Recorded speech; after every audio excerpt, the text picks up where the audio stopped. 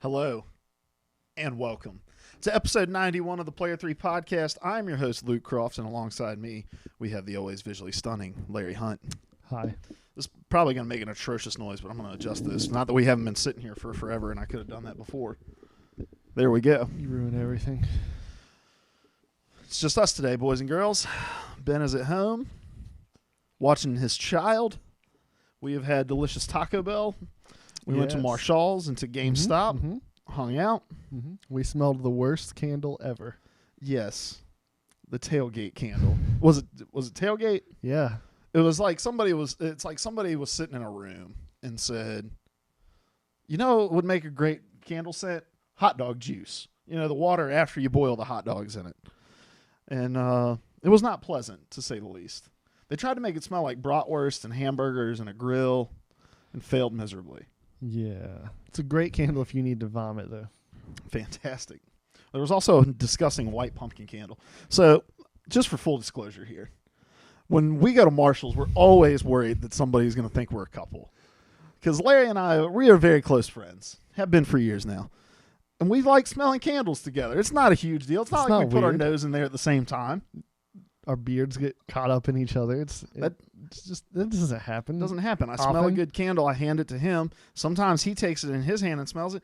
And then sometimes for convenience sake, he leans down into it. Stop judging us over at Marshall's. Yeah. Just calm down. We are the Player 3 Podcast. We get together every Monday over here on twitch.tv/Player3Podcast. Talk about video games. Push it out to you over on youtube.com/Player3Podcast and any podcast service you can think of. We're on Google Play Music. Do you have Google Play Music on your phone? I do. Are you subscribed to the Player 3 Podcast? No. All right, problem one. Solve that. How can we lead anyone where we have yet to go, Larry? I'm subscribed on Stitcher. I bought an Android phone just so I could subscribe to myself on it, so I'm not a hypocrite. Show me this phone. It's upstairs. Mm-hmm. I don't own an Android phone, but I am subscribed to us on iTunes on my phone. Oh. Hold on. My wife asked if my dogs came back. I'm going to say unfortunately. So we have two shepherds that suck. They've learned to dig out of our backyard. And one of the dogs does not mind me at all. Like that video of that dog at the beach pooping all over his feet. Show them how good y'all mind me. Joby. Oh, is it Joby? Joby. It's Joby. Joby. Oh, no. That is the nastiest thing I've ever seen. Your feet are all wet. Look up Joby the dog on YouTube after this. You'll love it. You're welcome. So, for those of you joining us over here on twitch.tv/Player3Podcast, we are bringing back the After Party Lounge for a special edition today for us to talk about the election. It's also going to be pushed out as a breakout episode on the Player 3 Podcast channel. But we won't force it upon people. So we'll give fair warning when we move to it on the live show. We'll break it up into a separate episode because some people don't want to hear about the election. Some people are sick of hearing about it because they're sick of hearing about, what the future of our country holds. Yeah. So how are you doing, my friend? Pretty good. Taco Bell makes me happy. Even though you get that big box that has a burrito in it you don't like. Have you ever asked if they can swap that out for something? Yeah, they can't. It's got to be what's in the box. Stupid. I have a ton of caffeine in me right now, to the point where I'm jittery but not full of energy. Because I went to the coffee shop this morning to work because that's what I do. I'm that guy that goes with his laptop, which is apparently a segment of people that get made fun of. Did not know that. But I belong in that subsection of people now. And I always get a large black coffee, drink my coffee black because I'm a real man, Larry. And that's how real men drink their coffee. True. This is black coffee right here. Went up, got a refill, drank that whole cup.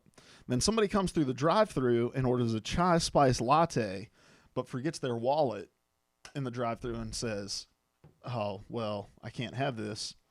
The guy had already made it, and he knows me, so he's like, "Hey, Luke, you want a chai spice latte?" I was like, "I don't know what that is, but it's free. Why not?" And so I drank that as well. Pretty good. But I can't parse out whether it was good because it was free or whether it was good because it was good. I don't like chai spice stuff, so... Yeah, you learned that the hard way a few weeks ago. Sometimes it's like drinking potpourri.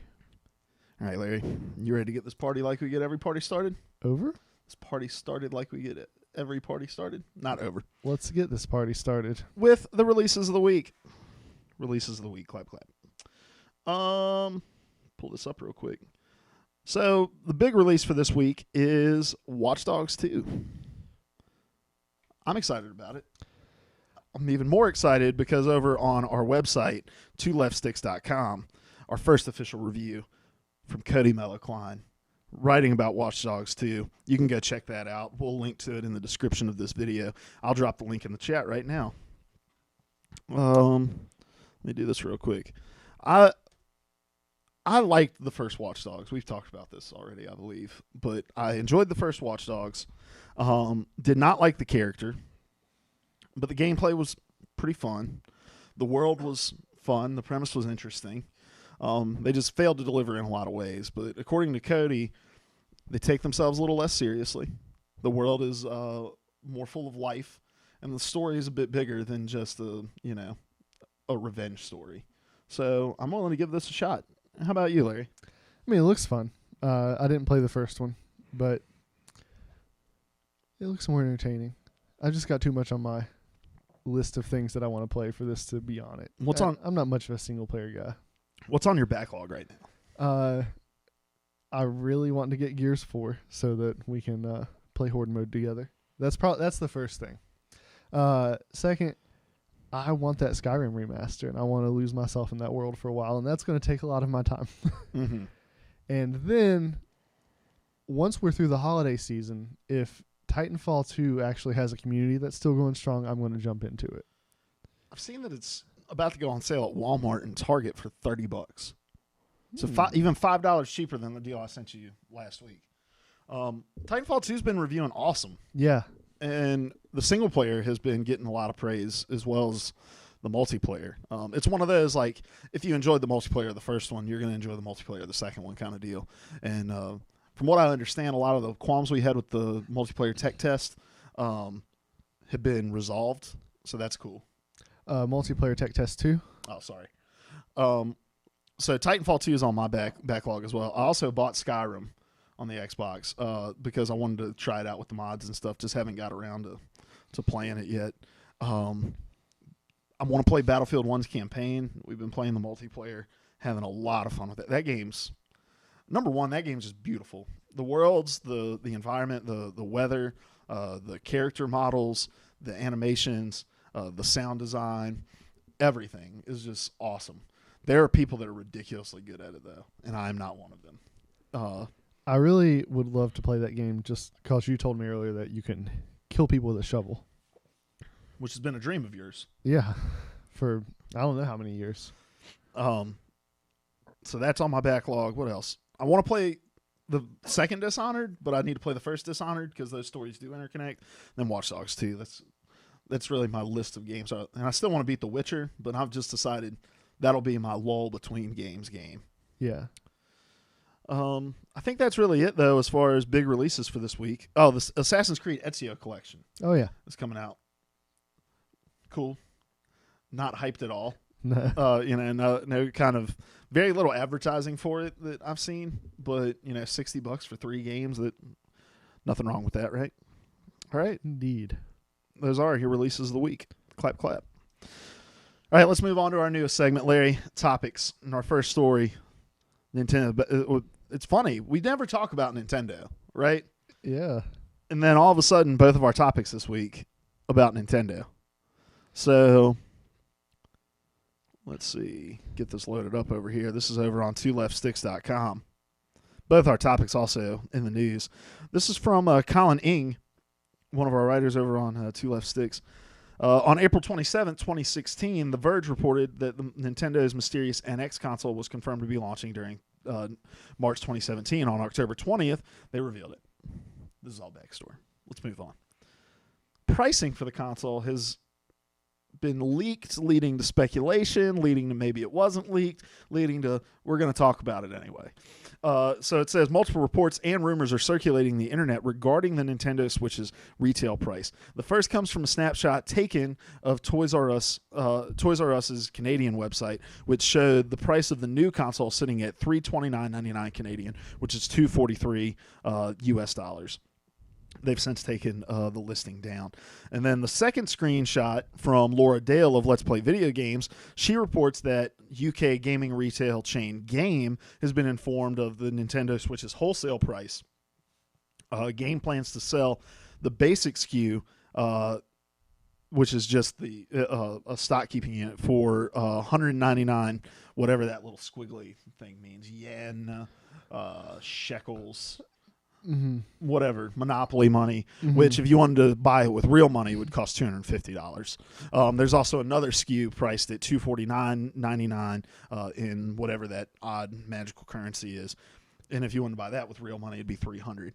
And then the more expensive model will feature more internal storage and a bundled game. Laura Dale has also clarified that the UK pricing is an internal pricing plan, not a Nintendo set recommended retail price due to UK regulations. So we'll jump into the fallout from the report of it, but let's talk right now about that price and what you think of said price.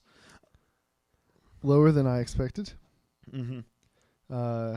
We talked last week about it. I can't remember what we were anticipating, to be honest. I think I said $349. And I went a little higher, I think. So, I don't know. That sounds nice. The crazy thing about the price is it's cheaper than a Wii U. Cheaper than what Wii U sell for right now. Mm-hmm. Which is insane. I don't know.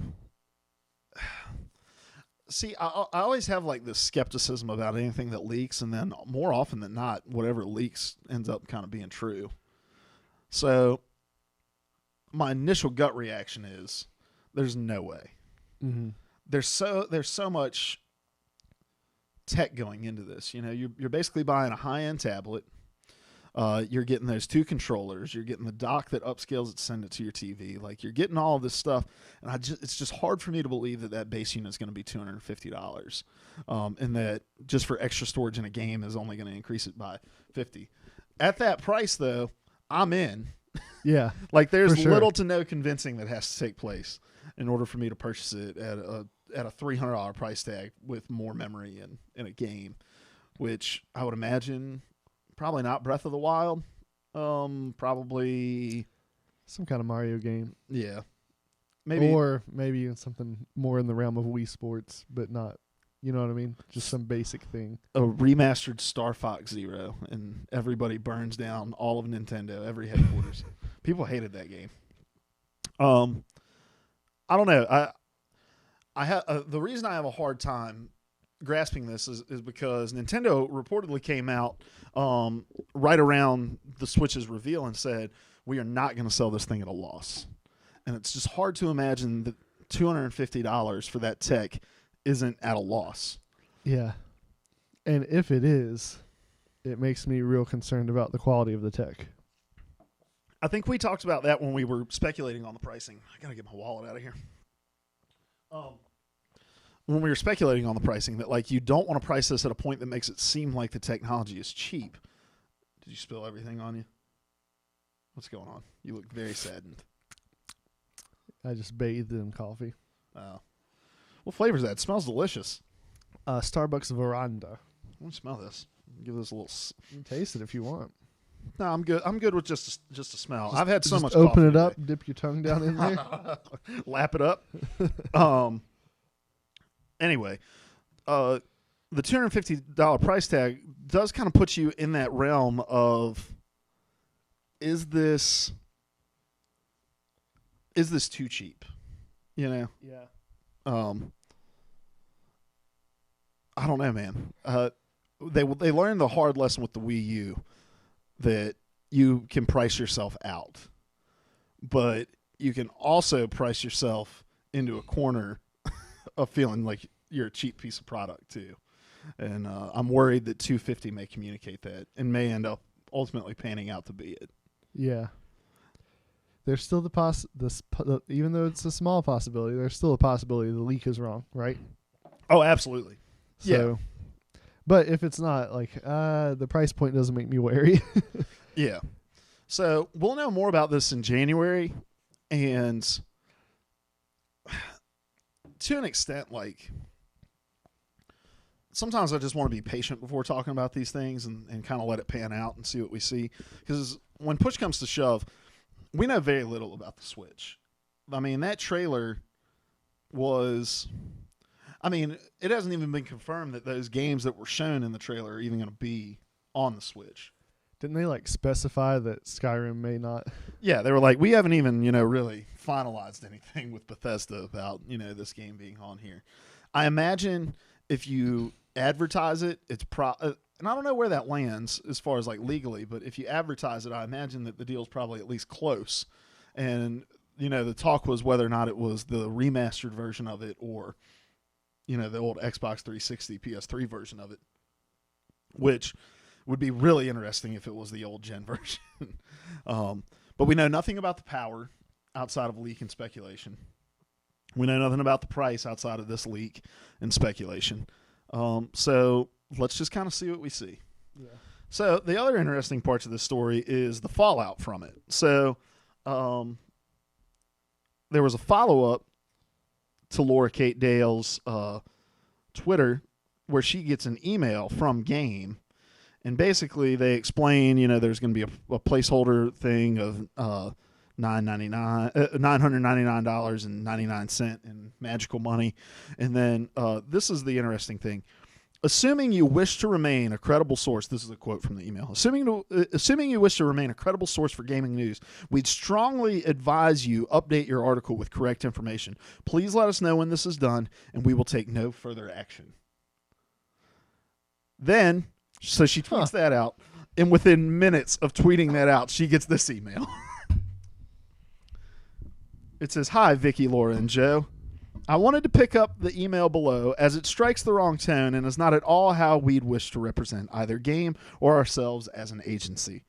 I would like to apologize for the email as it comes across as confrontational and rude. Just a little. David, director on the account, and myself have spoken to Matt about overstepping the mark in this case and want to reassure you that in no way would we wish to question the credibility of Let's Play video games.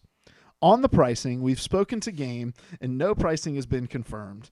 We'd be grateful if you could update the article with a note to this effect or to remove the article. We're happy to provide a statement from Game to this end. Kind regards, James." Your thoughts?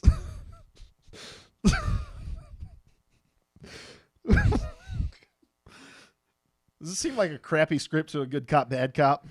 Not that. It just strikes me as that company realized they screwed up and backtracked real fast. Yeah. Although they kind of said just the exact same thing, just in a lot nicer way, which I guess it's really not what you say, it's how you say it. Well, I don't know. I think saying if you wish to remain a credible source, no further action will be taken is a lot different from, I guess that's true. Hey, here's what those prices really mean. Yeah, that's true. No further action will be taken. There's a threat there. That's a threat. Yeah.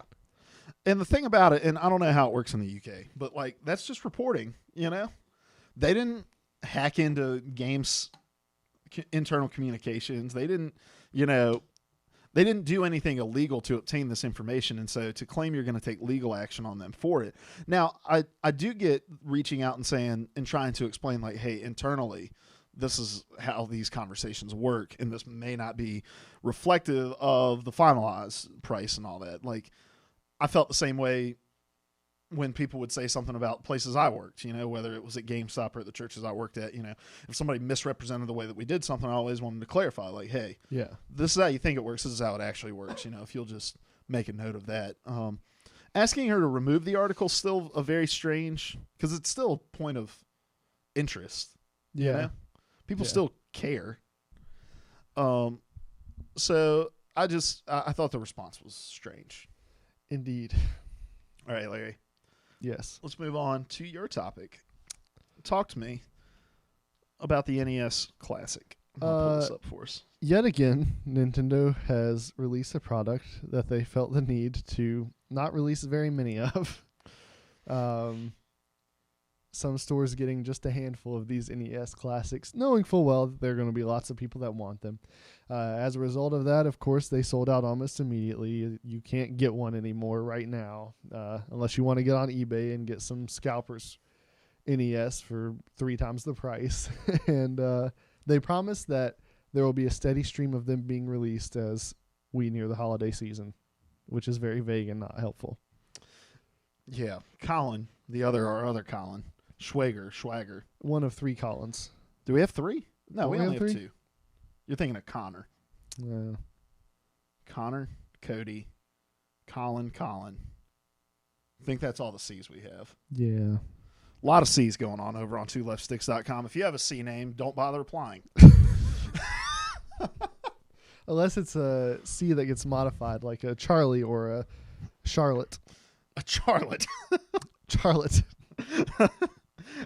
Yeah, so he wrote the article over about this, and so we all knew this was how this was going to happen, right? Like, there was no doubt in anybody's mind. So I worked at GameStop when the NES leading up to the NES Classic coming out, and I'm glad I don't work at GameStop now that it's come out. After talking to the people that I know that work there about the number of phone calls they've been fielding for this thing, but they told us about a month and a half ago when I was working there, like, hey, just want to let your customers know you're going to be getting the NES Classic. It's going to be in limited quantities, and there's not going to be pre-orders available on them because Nintendo wants this coverage. And I feel a little bad giving this coverage to them when we write about it, but it's interesting, you know. Here's a $60 box of technology that has existed for ages. There's nothing new in this. There's nothing rare in this. There's nothing hard to manufacture in this. This is all just a manufactured shortage in order to drive news that they're all sold out and that they're selling for $500 to $2,000 on. They're being listed at $500 to $2,000. If you are one of those people who have paid that much for it, number one, you're an idiot. Can I say that? Is that too mean? I think no. I think that's fine. But number two, why are you watching this podcast? You should be soaking up as much time with that thing before they just are easily accessible at $60 just to say you got the bang for your buck. Keza Plays is here. Says, I'm new here, guys. Can you fill me in? Larry, give them the rundown of how this works. Every Monday we talk about video games. That's pretty much it. Yeah. It's and we're pretty funny and not horribly looking. So I got a new haircut. That's helping. It's pretty hot. But I would not go as far as to say that we're funny. I think we're hilarious. Ben's here, so it's a lot more on track. We're not hurting cats like you thought we said last week. But yeah, we've been doing this for about 91 episodes, and we just like to get together and talk about video games. And we interact with the chat when people have things to ask and to say, so feel free to jump along and hang out with us as well. Subscribe to us on iTunes, over on youtube.com/player3podcast. All sorts of different ways to connect with us, and we really appreciate you stopping by. Larry, let's jump back into the NES. NES. Where were we? We were calling people idiots for spending that much if they even exist. Yes, true. They're being listed. We don't know how well they're actually selling at those prices. And I said this to you earlier. If Nintendo is going to do this, I'm just going to download an emulator. Right. No, you are not, like, what you are selling is something that does something really cool, but also in a really limited way.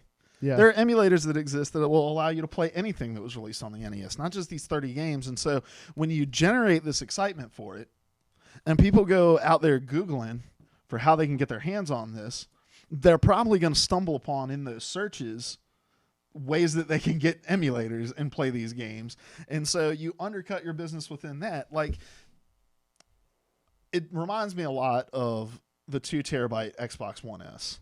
Mm-hmm. They release it in a super limited quantity, and then they told retailers, like, that's all you're getting. And that thing was flying off the shelves. And you are a company with Xbox, who, yeah, you're selling great, but right now you're losing the marketing battle because you're regularly behind PS4 sales. This was at the time, of the release of the 2 terabyte system.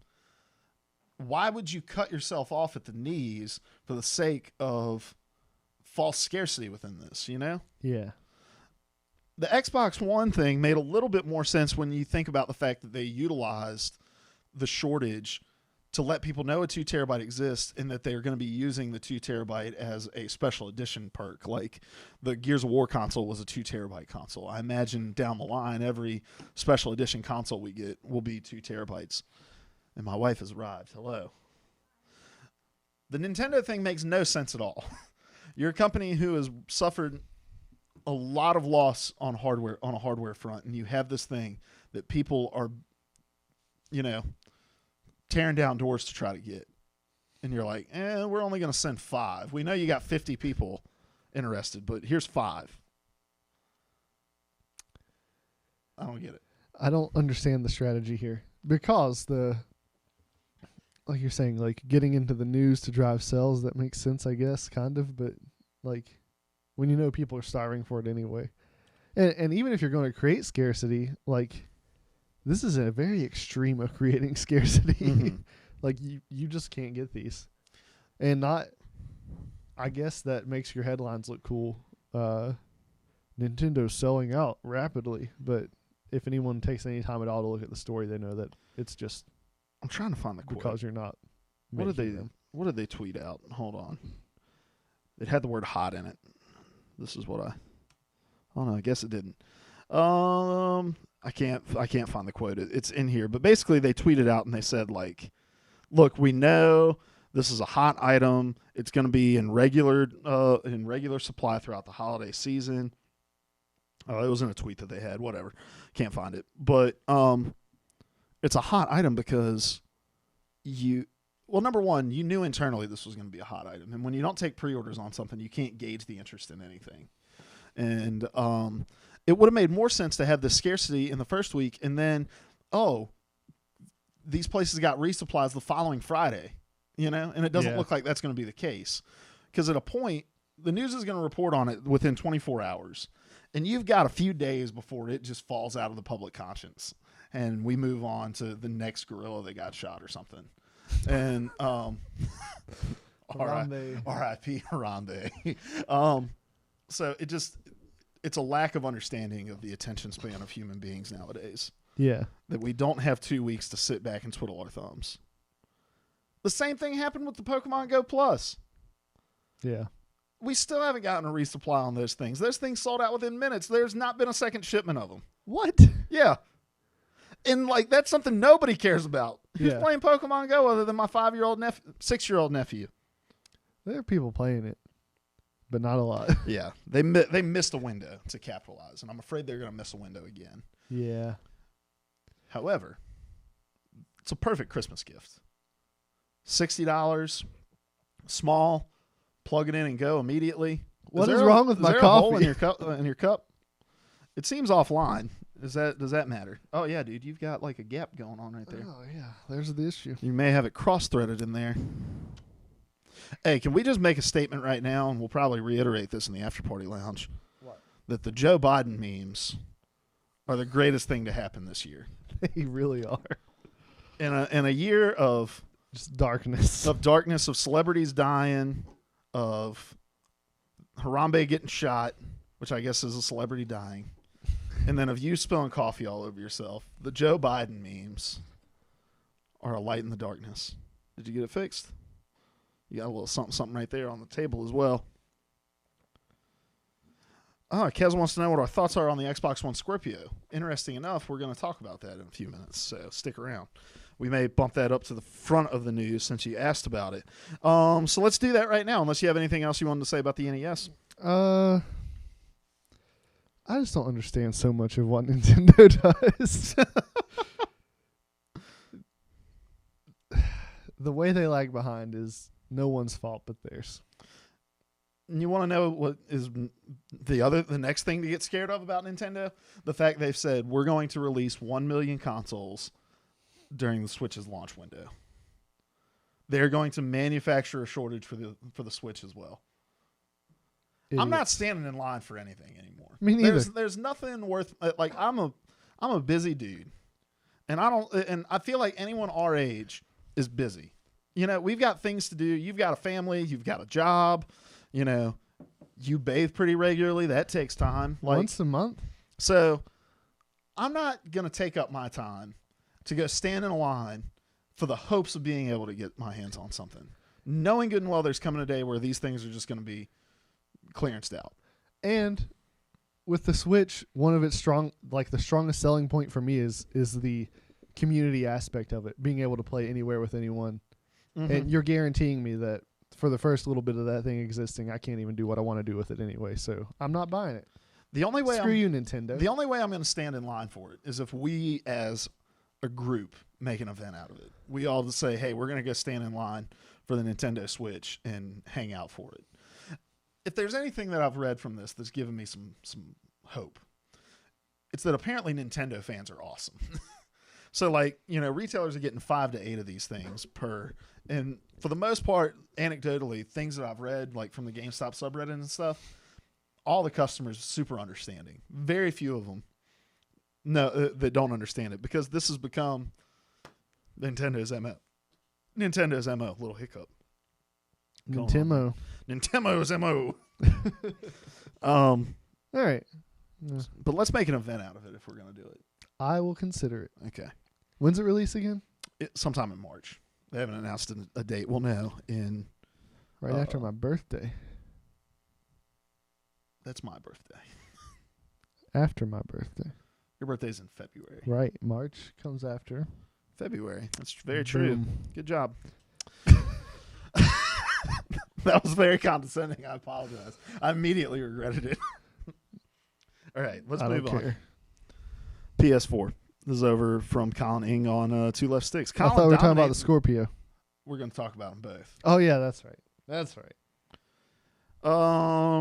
More introductory stuff. So let me put this out there, because Two Left Sticks is the site that I run, and you are an editor on it. Yes. And we're pretty proud of what it's become in the short existence. It's launched. We had a pre-launch in September, our full launch in October. Here we are, beginning of November.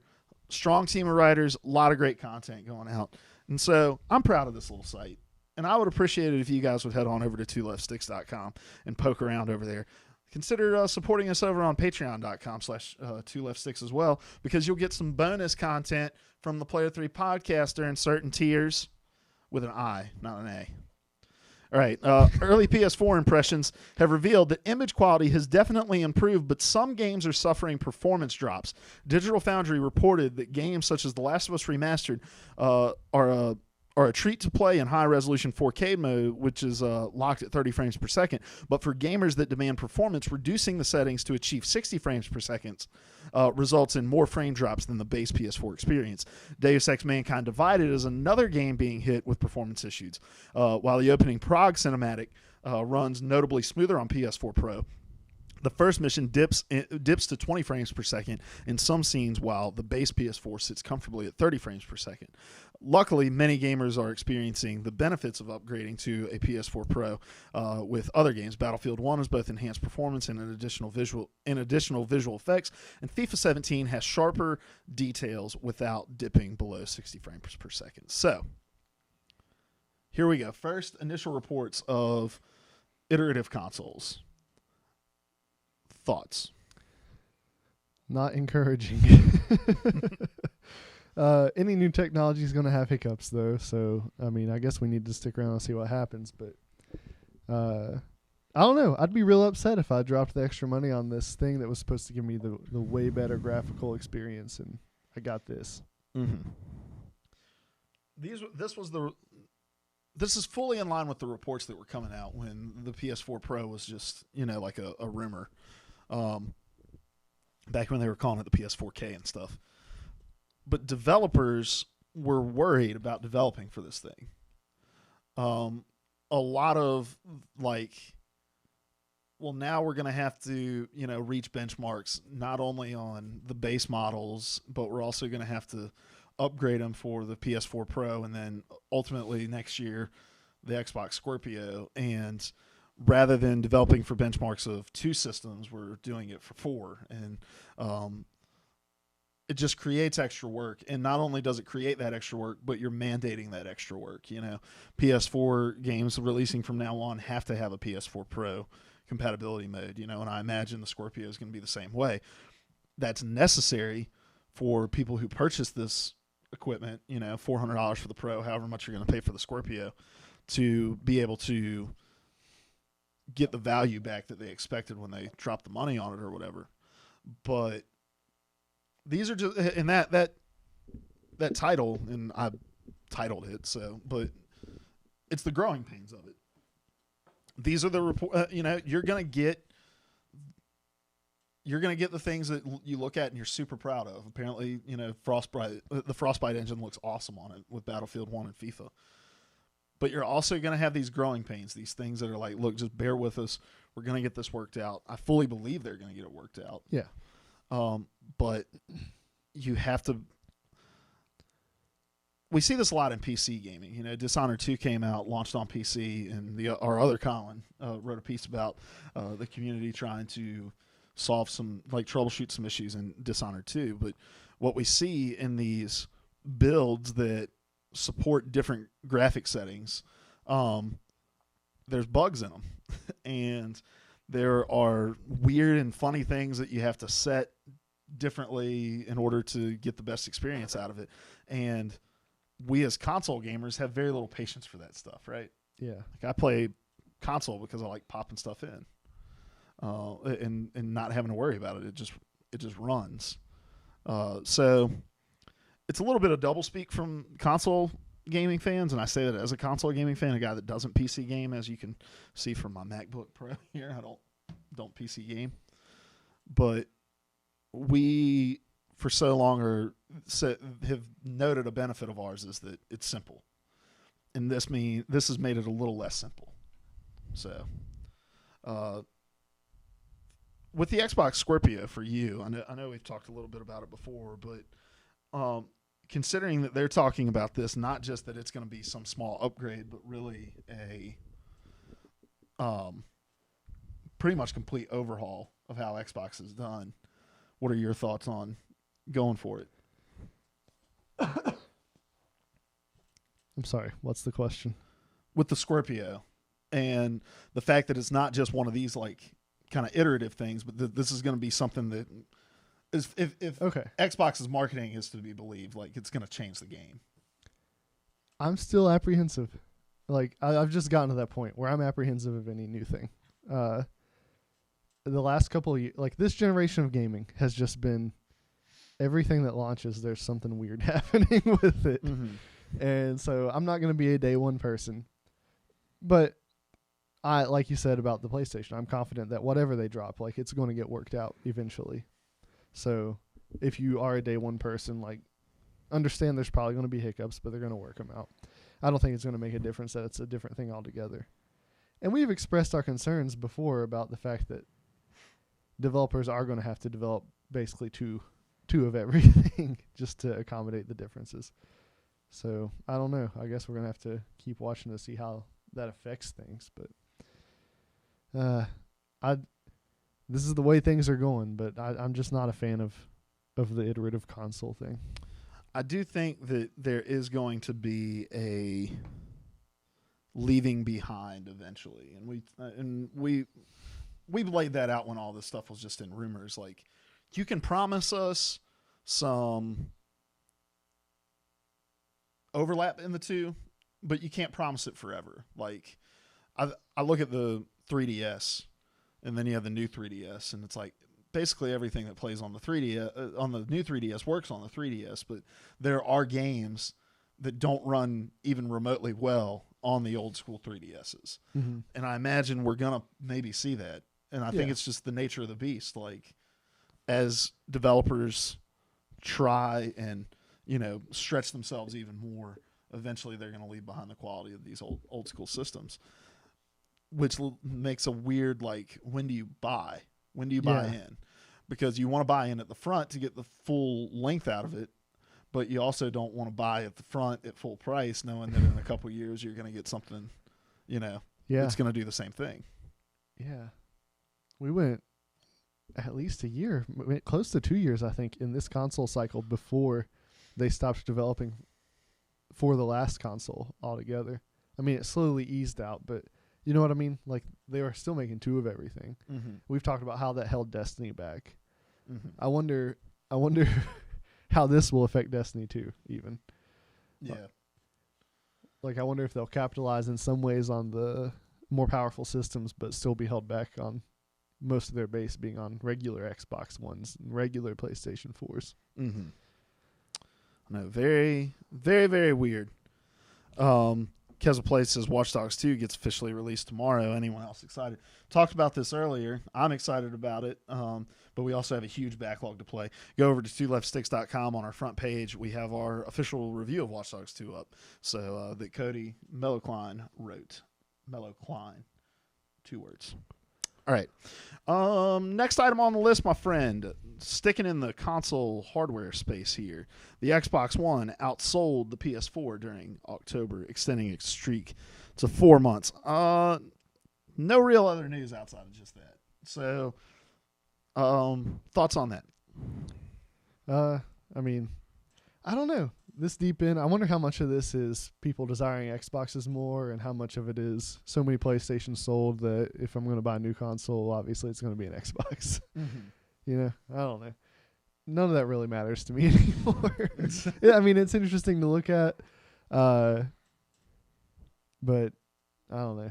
Like, it's kind of like you're watching a football game and the other team scores 75 points in the first 3 quarters, but then they don't score any points in the fourth quarter, but the other team scores 20 points, and you're like, okay, good job, but they're still up by 50. So I love how WVU is relevant, and all of a sudden you're like, sports analogies, guys. Sports analogies. It's like the laces of a football. WVU is always relevant to some people. Mostly, like, how much of Dana Holgerson's head is actually covered in hair, and how much of it is just colored grease from his hands as he pushes it back in frustration. Does anyone really know? And is he using that grease to grease the footballs? It's all rigged. Greasegate. We're looking at you, WVU. Burn a couch over that. It's illegal, but people still do it. Empty Vials is here, by the way. Hi, Empty Says, Vials. hello, Player 2 podcast. Talking European football. What? Yeah, right. 75 points seems like a lot. 75 points is a lot in American football as well, so it would be really ridiculous in European football. Yeah, that's impossible in European football. Which is spelled with a U. Football. Get on that, Empty Vials. I think he's from Ohio. All right. I agree. I think a lot of this is people buying their second console. Yeah. But I also think Xbox has won the marketing war of the last 4 months as well. That's They won true the marketing war since right after E3. Yeah. I think we all kind of agreed Sony had the best E3 presentation. It was like, man, Xbox One just made an A. No one's beating that. Then Sony came out and was like, that was a freaking A+. Just gunning down the other things. But Xbox One, in the sense of the stuff that they showed at E3, was stuff that we can play this holiday season, which is not true of what PlayStation showed. Sony, greatness waits. Oh, pulling that out, old school. That's from a long time ago. All right, let's see. They don't call it footy; they call it footy. True. Okay, I don't know what they're talking about anymore. Empty Vials is from the great state of Texas. I'm thinking about someone else, I guess. Texas, Ohio. What's the difference, really?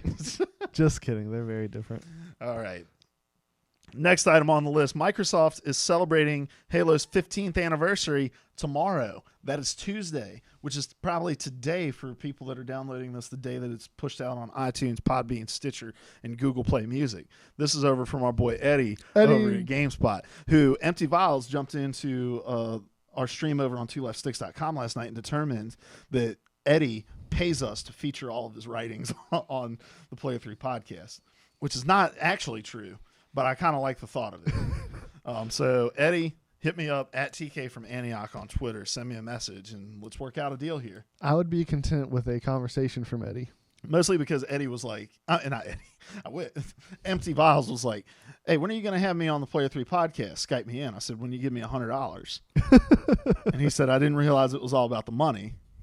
Luke is all about the money. I'm like, you haven't lived in America long enough if you don't realize it's all about the money. That's what it's all about. All right. Here's something to make you feel old. The Halo franchise celebrates its 15th anniversary this week. That make you feel old, Larry? I was 12. Also, the fact you have a 3-year-old daughter now. Mm-hmm. That should make you feel old. Mm-hmm. Yep, 3 years old. Just had her second birthday in October. Oh, dang it. Now I feel young. And Rejuvenated. Oh. That was ingenuitive. All right, to celebrate, now I feel like a jerk because I don't remember your daughter's age. I stayed there for like 13 hours that day. Didn't even get to stay through it all. But I was there for you, man. Brought you some greasy Wendy's back. Some snacks. Jess got real mad at you when you took it back there. Yeah. Man, women in labor have zero patience for things. Especially like having the kid. Yeah. They're like, can I go ahead and have this now? Get it out of me. How long was Jess in labor? It started at 7 a.m. and ended at 11:30 p.m. Didn't Ben and I beat you to the hospital? No. No, we were about to leave. That's what it was. We were about to leave because you were like, Jess's water just broke. Yeah. And I was like, gross. And then secondly, I was like, all right, we're heading down there. And you're like, wait, we still have to get everything together. We were going to beat you down there because we were like on the way to Subway to eat. And we were about to turn around. And you were like, no, you guys can eat. You have plenty of time. The baby won't be here within the next 20 minutes. Because at that time, Ben hadn't had a kid yet. And even after he had a kid, we had a conversation where we realized he doesn't understand how it works still. That's a story for a different time. And not for this podcast, probably. We will tell it on this podcast.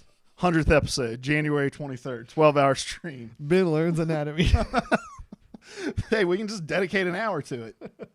All right. To celebrate, developer 343 Industries is holding a live stream event and more this coming Tuesday, November 15th. And more. Oh, and more, which is 15 years to the day after Halo Combat Evolved came out in 2001.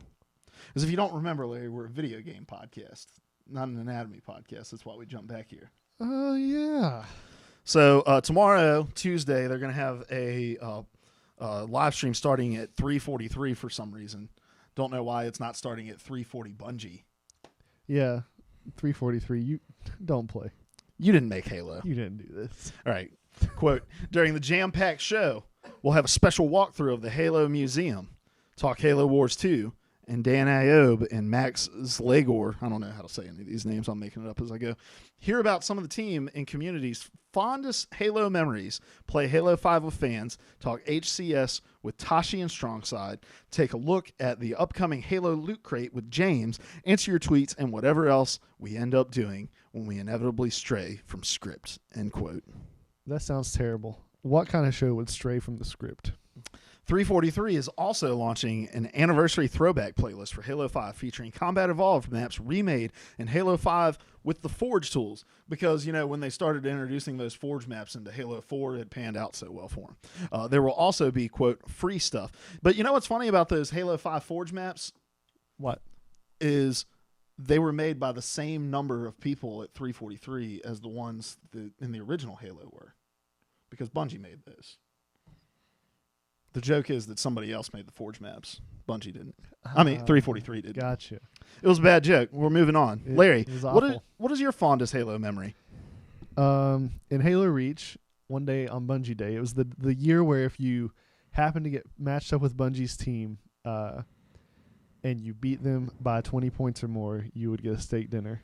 And I played Halo all day and got matched up against Bungie's team and died immediately. And then stopped shaking and wiped the floor with Bungie. It was just such a great Halo moment for me. Just, man, I really respect you guys. I'm glad you made this game for me, and I will thank you by destroying you on your own live stream. It was a lot of fun. Unfortunately, one of my 3 guys I was playing with, we had a team of 4, and one guy gave up right before that match and went to make a sandwich because he was hungry. And we got paired up with a random who was an idiot, so we only beat them by 19 points. even though I scored 27 of my team's 50 points. My favorite Halo memory. By the way, it's Milky that's from Ohio because Milky jumped into the stream too. Hey, Milky. Everybody's here. This is a family reunion, except we're not family. All right. My favorite Halo memory, year one, Johnson Bible College at the time. Rest in peace. The college still exists. It just has a different name. LAN party. Halo 3. I think I know where this is going. Valhalla. 2v2v2v2. Yeah. I'm playing with one young Andrew McCain, winner of a copy of Battlefield 1 from twoleftSticks.com. Check it out. Get paired up, first to 50, right? Yeah. I get 45 of our team's kills, I think. Andrew gets 5 because he spent most of the time in a Banshee. I teabag you. Yes. Before we were friends. Because you were talking mad junk too. I think I doubt that. Once someone had at that time I abided by a ridiculous online code of honor, and I wouldn't start anything, but once someone else started it, it was on. So you'll have to fill in the blanks after this moment because I think I was so traumatized that it gave me, some sort of mental block for it. But I remember teabagging you as the game ended. And how did you respond? I really don't remember. I feel like you came down to my room. If I did, never mind. I can't say that on here. I feel like you came down to my room, and then we spent the better part of a year and a half with you hating me. Yeah. And then realizing I'm a pretty cool dude. You're all right. And that I only teabag on games because I do it in real life after I do something good. Oh my gosh.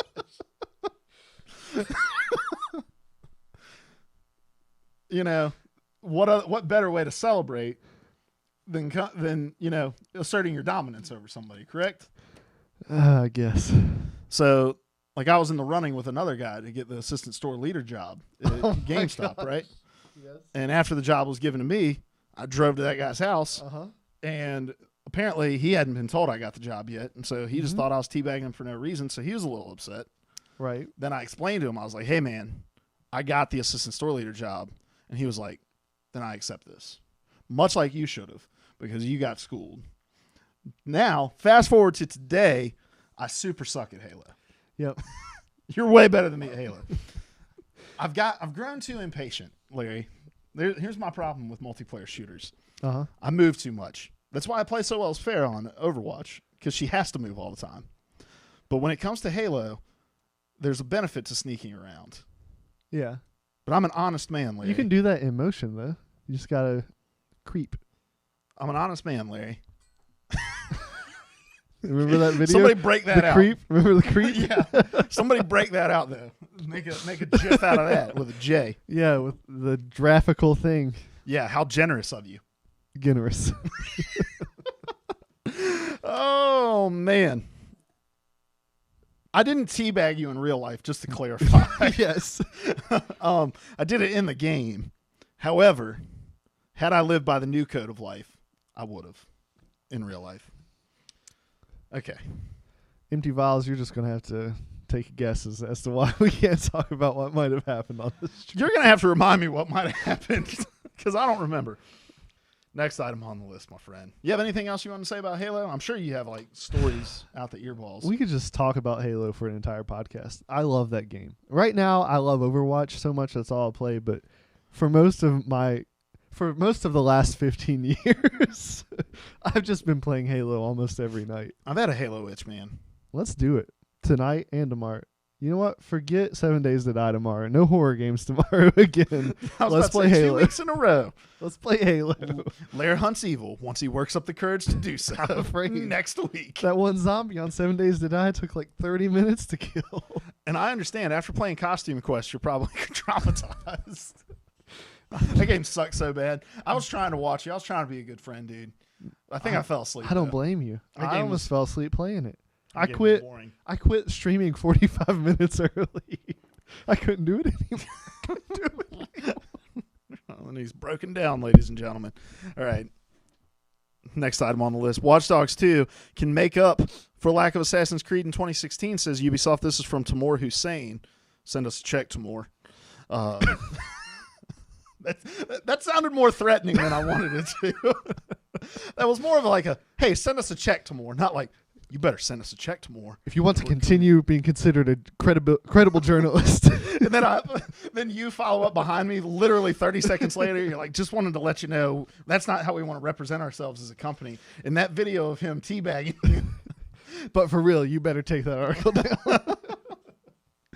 The article reads, Ubisoft believes Watch Dogs 2 can fill the void in its release calendar created by the lack of a new Assassin's Creed in 2016. Quote, Assassin's Creed has been a fantastic seller for Ubisoft and really important to the market every year, said sales director Darren Bowen, speaking to MCV, quote, but make no mistake, Watch Dogs 2 will certainly fill the gap this year. So, it's not that they can. It's not that they might. It's that they will. They will. How does this pair with last week's story about Watch Dogs 2 pre-orders being insanely down? That's what I would like to know. They're very optimistic. And I wonder what metric they're measuring this by. You know, after Unity, there was a lot of distrust within Assassin's Creed. So are they expecting Watch Dogs to sell Syndicate numbers or one of the more popular Assassin's Creed numbers? If I had to guess, I'd say they were judging it by the metric of publicity. What thing can we say to make this sound good and people will buy our game? That's very true. That being said, I think it's a game worth buying. It looks awesome. But I don't know. I don't know why they're so optimistic. Hey, when you thought Mondays were horrible, but you find this channel and then you knew Mondays were horrible. Okay. You read that, and then I'm going to give my thoughts very quickly on this and see if there's anything worth noting in here. Empty Vials earlier wanted to talk about ODST. Oh, lay it on them. Best Halo campaign ever. And there are people that disagree, but they're dumb. It's the best Halo campaign ever. And if you liked Firefly, most of the cast of Firefly is in ODST playing basically the same roles they played in the show. And then there's the blonde Cylon from Battlestar Galactica, the new one. Can't remember her name, though.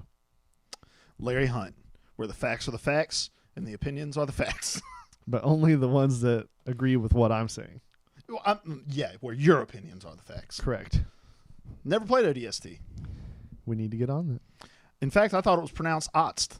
And so I'm already learning.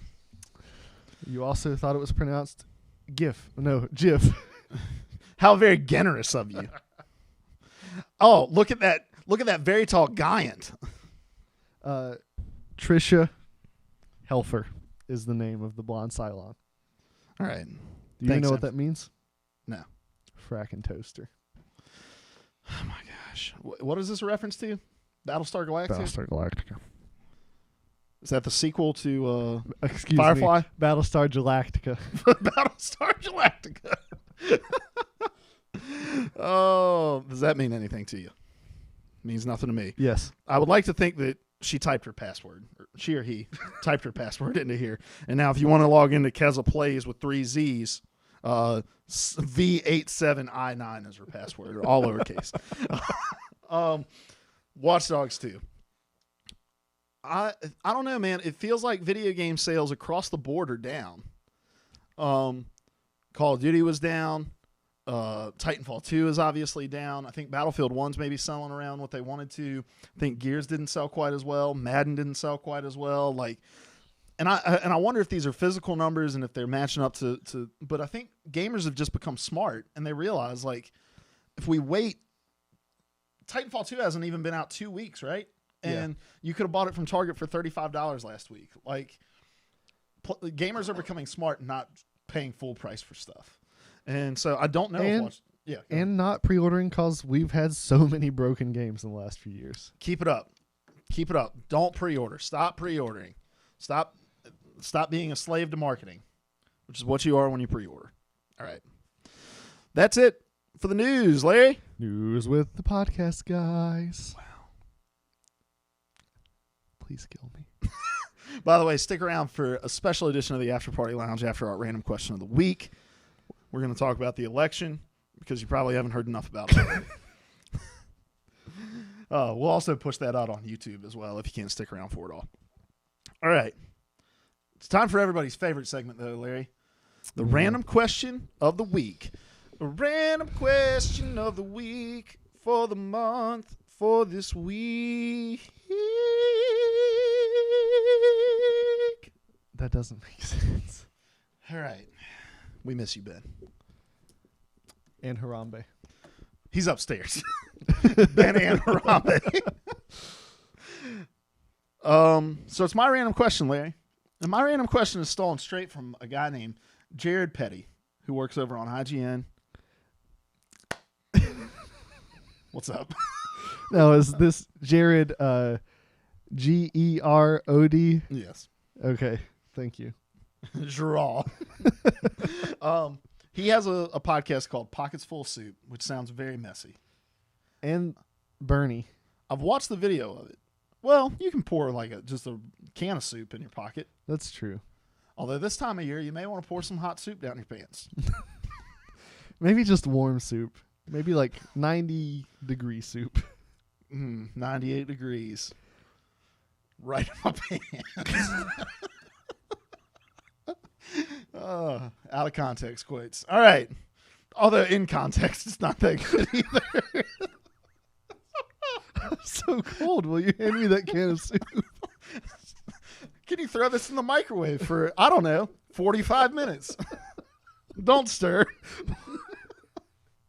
We want this piping hot, dude. The whole can. The metal can in the microwave. Don't open it. 45 minutes. How long do you think you can microwave a whole can of soup? I know how to find out. I guarantee you the microwave just stops working after about 5 seconds. 5? I think it'll make it 15.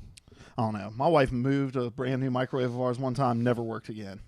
I assume she's rogue. Like the X-Man. Rouge. Do you say it X-Man or X-Men? The X-Men I or think the X-Men? an individual is an X-Man. I don't know, though. But what if she's a woman? These questions will never have answers. But this one does. Larry, they ask this every week on Pockets Full of Soup. You got to check it out. Great podcast. Jared Petty. Seems like an awesome dude. I want to hang out with him. Come over here. We can fill our pockets and pants full of soup together. So my question to you, Larry, is who is someone you are thankful for? Who are some people you're thankful for? They ask this every week? He has a different guest with him every week. Ah. Yeah. So he asks his guest, who is someone you're thankful for? So my question to you is who are you thankful for? Just one or several? Give us a couple. All right, my wife's my favorite, obviously. Okay. I don't know. We are a good pairing. I am loud and social, and I don't think before I act, and she is quiet and thinks entirely too much before she acts. And so I think that I have made her more acty, and she's made me more thinky, and that's a good thing. Mm-hmm. I just like her a lot. We've been playing Halo together for 15 years. That's not true. For since Halo 2. So 12 years. 12 years? Yeah. That's a long time. Yeah. Yeah. She ever teabagged you? No. That's unfortunate. That all came out. It was one of those, not even as it was coming out. Before it came out, I regretted it. And then I still let it come out of my mouth. That's a good answer. I was gonna say my wife too. And my wife is very much the same personality wise as your wife. Very introverted, very quiet, terrifying when they get angry. And I'm the kind of guy who I don't do anything like halfway at all. And I'm going to jump in head first into everything, regardless of knowing the depth of it. So I will be paralyzed one day. It's not even a doubt. If not, I'm going to help you get there. Oh, gosh. Awesome 534. Welcome to the stream. Make sure you hit that follow button. Anyway. So, yeah. I like to dive headlong into anything I'm doing. And my wife is a planner through and through. And so I am thankful that for her because many reasons, but one of them being when I get all about something, she's like, okay, you know what you want to do and you know where you want to end up. How are you going to get there? Because that's what I rarely think about, the in-between steps. I am a sprinter in a marathon, and I often burn myself out. Obviously not physically. But yeah, there's a veritable cornucopia of reasons why I'm grateful for my wife.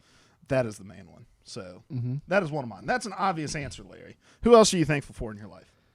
All right, look, obviously parents and stuff, but I'm going to bypass obvious answers. Yes. And move on to some other things. Ryan McDaniel's grandfather. All right. Steve McDaniel. Ryan's the editor-in-chief at our site. So yeah. Has he ever been on this show? No. Oh. I don't think so. We have some of his stuff piled up over here. Yeah, I'll bring something in just to kind of get a feel for him. Let's get a feel for him with his stuff that we're bringing for you guys. This is actually maybe the most perfect thing to describe him. All right. Here we have Ryan McDaniel in a nutshell. So we got this yellow basket. Let me move my beverages. All right. So Ryan lived in my basement for quite some time without paying rent. I'm a little resentful about it. So this is the bicentennial edition of the Martinsville Bulletin, which is where we live. If you ever want to come find us and kill us. Or catch a NASCAR race, and we're not going to go with you. So this describes him because he's a child of history, He was conceived at Woodstock, born in the 90s, which is how Woodstock worked. But he loves history. We also have NASCAR Thunder 2002 for the PS2 in here. Very scratched. So he is a huge NASCAR fan. We also have what appears to be a used tissue that I will not be picking up. We also have the phone charger for an iPhone 4. Which is covered in something yellow and sticky. And this is representative of the fact I've never seen him have a phone that was made in the decade that we live. So, lots of bubble gum in here, too. Yeah, and also the makings of a SIM card. So I want to chew it, and if it weren't in there with that used tissue, I would. All right. So that's Ryan. Now imagine him very much, not much older, but older enough to be his own grandfather in a very Fry situation from Futurama. Because Fry is his own grandfather. Yes. Go ahead. Anyway, Steve, awesome guy, super wise fellow, very calm and collected, and just as far as like spiritual examples go, one of the people I know who is closest to God, and it's very apparent in his life. Mm-hmm. So that's why I like Steve. I'm thankful that Steve exists. I am thankful for you and for Ben and for Seth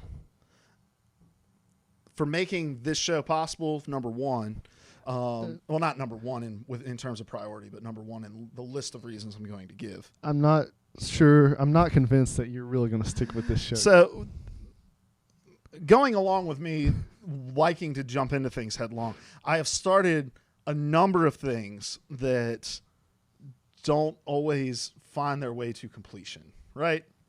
So, and it's a flaw of mine. He made this great band in college that wrote one of my favorite songs ever. It gets stuck in my head all the time. But for some reason, he didn't tour the nation with it. Who would have thought it's really difficult to get found and to tour the nation? You just go to a stage and start playing, right? That's how it works. That's right. A stag. Well, a stag. Anyway, so our first podcast was 2 years ago. Yeah, it's wild, dude. We're about to have our 100th episode in January. We're making some plans for it. It's going to be fun. There's going to be fireworks in this basement. Come watch us burn to death on live television. But you and Ben were on the very first episode that we did. And you've probably been on, what is this, episode 91? You've probably been on 75, 80 episodes. Probably 80. So you've missed very few. Ben has missed very few. And so I thank you first for those things. But I'm also thankful for you guys' friendship to me because I went from full-time ministry to working at GameStop to being a writer. And you guys have kind of been there with me every step of those ways, and I greatly appreciate that. And we're dudes, and we're bad at showing our appreciation for one another. And I don't tell you guys thank you enough. And so I mainly had this topic to tell you thank you for being my friend. Travel down the road and back again. Your heart is true. You're a pal and a confidant. Thank you for being a friend. And if you threw a party and invited everyone you knew, you would see the biggest gift be from me. And when you open it up, there's a dead dog in it. You're like, this is a giant box. This gift's going to be great. This dog is very decayed. You didn't even cook it? No. What do you think we're having a party for? Like, open that one first. Gosh, I picked some guy I haven't talked to in 2 years. All right. Here we go. Who else? All right, let's hug. You smell very candly. The hoodie's very, I can't put my, it may just be what doing laundry smells like. I'm not used to that, so. I had my monthly bath today. Maybe, I don't know. Very nice. In candle wax. That's it. All right. I have to pick another one? Well, you said you had a guy that, oh, no, it's Steve McDaniel you haven't talked to in 2 years. Yeah. All right. I'm bad at distance friendships, except this one. I drive to your house. Every Monday. 40 minutes. Gosh, it's awesome. He lives in Chatham if you ever want to murder him. And it'd probably be super easy to find him because you're one of what, like 6, 7 people that live in Chatham? Yeah. Start knocking on doors, you'll eventually find him. Look for like one of 5 houses that looks like it doesn't contain just old people. You'll get me. Look for the one house where you're like, that guy probably doesn't know how to grow corn. That's him. Because you don't have any idea how to grow corn, do you? I assume you just put it in the ground and it grows. Like a whole ear, right? Yeah. I mean, one of them is bound to sprout. Or a microwaved can of it. Yeah. Or popcorn kernels. No. Those have been prepared for consumption. That's how you grow popcorn. Yeah. I'm also thankful for farmers for doing what I know not know how to do. And things that I think are too gross for me to do. The number one thing that they do that I don't know how to do is eat vegetables. I was visiting a farm recently with my daughter. Yes, this is a great story. Wait. There's no way you know this story yet. Okay, I thought you were going to tell the story about the guy who showed you every single cow he owns. Oh yeah, that was cool for a little while. But then I took my daughter and he showed her every single cow he owns. And it was a lot more fun that time because she loves cows for some reason.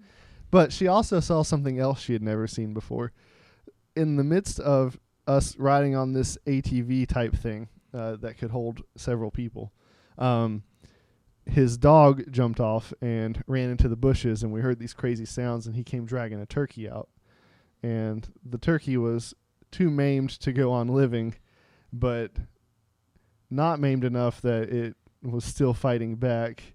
And the farmer's son, who was also a farmer, didn't have a gun on him at the time, so he just went ahead and stomped that thing right in the head. Oh my gosh! And then cleaned it up for the meal later. Was it good? I mean, I wasn't there to eat. Oh, you weren't invited over for dinner? Nah, but he gave me sweet potatoes and apples and chestnuts and collard greens. People at your church have a very difficult time putting animals down. Yeah. We've told this story on the podcast before, Have so we're we? not going to rehash it. I think we have. Have we? I don't know. Probably. It's a I feel like crazy story. it's 91 episodes. We probably told the I story. feel like someone would call animal control on that person. That's probably true, too. So here's his name. And address. I don't even know what his name is. So, Casual Plays, thanks for stopping by. I appreciate you. Anyway, yeah, we'll save that story for another time if we haven't already told it. Let's get it out of here for this show. Mm-hmm. But remember, stick around for the after party lounge over here on twitch.tv/player3podcast. Also, check the breakout episode either on YouTube or on your podcast feed. We're going to talk about the election. And maybe we'll keep some of the lightheartedness we've maintained throughout this episode, too. I would hope so, because if we need anything right now, it's to laugh about something. So stick around with us, but let's get out of here for the Player 3 podcast section of it.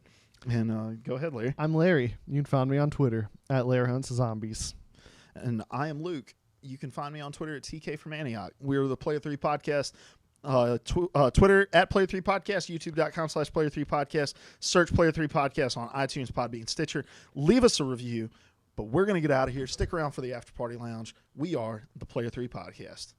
P3P.